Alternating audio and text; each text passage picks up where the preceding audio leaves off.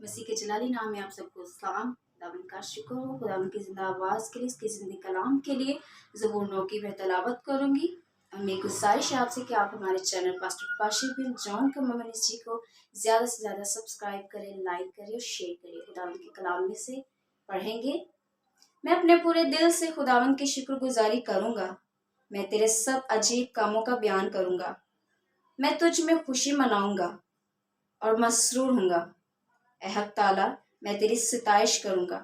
جب میرے دشمن پیچھے ہٹتے ہیں تو تیری حضوری کے سبب سے لرزش کھاتے اور ہلاک ہو جاتے ہیں. کیونکہ تو نے میرے حق کی اور میرے معاملہ کی تائید کی ہے. تو نے تخت پر بیٹھ کر صداقت سے انصاف کیا. تو نے قوموں کو جھڑکا. تو نے شریروں کو ہلاک کیا ہے. تو نے ان کا نام عبدالآباد کے لیے مٹا ڈالا ہے. دشمن تمام ہوئے، وہ ہمیشہ کے لیے برباد ہوں گے. اور جن شہروں کو تو نے ڈھا دیا ان کی یادگار تک مٹ گئی. لیکن خداوند ابد تک تخت نشین ہے. اس نے انصاف کے لیے اپنا تخت تیار کیا ہے اور وہی صداقت سے جہاں کی عدالت کرے گا. وہ راستے سے قوموں کا انصاف کرے گا. خداوند ملزموں کے لیے اونچا بورج ہوگا، مصیبت کے ایام میں اونچا بورج. اور وہ جو تیرا نام جانتے ہیں تجھ پر توکل کریں گے، کیونکہ اے خداوند تو نے اپنے طالبوں کو ترک نہیں کیا. خداوند کی ستائش کرو جو سیون میں رہتا ہے. لوگوں کے درمیان اس کے کاموں کو بیان کرو، کیونکہ خون کی پرستش کرنے والا ان کو یاد رکھتا ہے.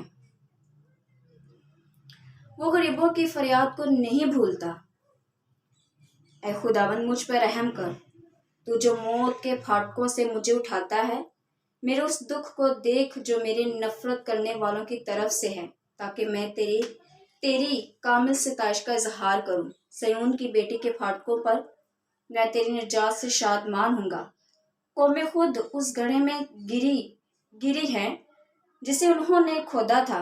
جو جال انہوں نے لگایا تھا اس میں انہی کا پاؤں پھنسا.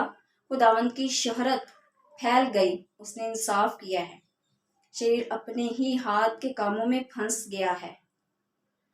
شریر پتال میں جائیں گے، یعنی وہ سب قومیں جو خدا کو بھول جاتی ہیں، کیونکہ مسکین سدا بھولے بسرے نہ رہیں گے، نہ غریبوں کی امید ہمیشہ کے لیے ٹوٹے گی. اٹھے خداوند، انسان غالب نہ ہونے پائے. قوموں کی عدالت تیرے حضور ہو. اے خداوند ان کو خوف دلا. قومیں اپنے آپ کو بشر ہی جانے. خداوند کے پاک کلام کے پڑھے، سنے اور سمجھے جانے پر خداوند کی خاص